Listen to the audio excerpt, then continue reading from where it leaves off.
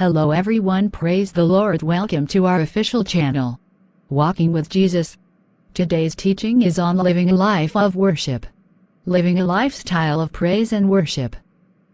We will never fully enter into worship the way God desires until we learn to live out a lifestyle of praise and worship.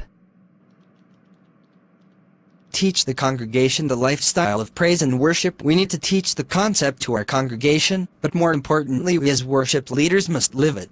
Worship of the sanctuary is meaningless unless it is preceded by 6 days of worship as a way of life.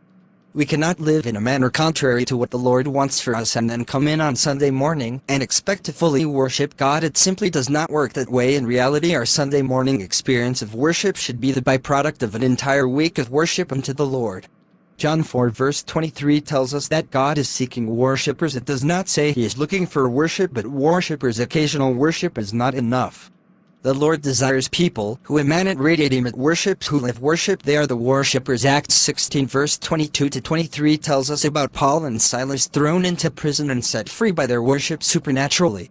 Paramedics are trained to handle serious automobile accidents and are prepared for the situation. They do not panic because that is what they are trained to do. We should be similarly with praise and worship into our everyday lives. We will have the proper response when we find ourselves in a crisis circumstance worshiping God. This will happen only when we build the dailiness of praise and worship into our lives.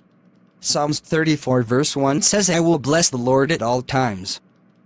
Psalms 113 verse 3 says, from the rising of the sun to its setting the name of the Lord is to be praised. Hebrews 13 verse 15 says, through him then let us continually offer up a sacrifice of praise to God, that is the fruit of lips that give thanks to his name. Worshipping God is really our reason for existing. Worshipping is not about just singing songs. If God wanted music, we could just play tape for him. He is not ultimately interested in music. He wants our lives. The Lord is looking for lives which proclaim his excellencies, lives which are completely given to him and his purposes, lives on worship unto him. God desires us to continually have an attitude of worship in all that we do and say. Think in him will enhance our corporate worship.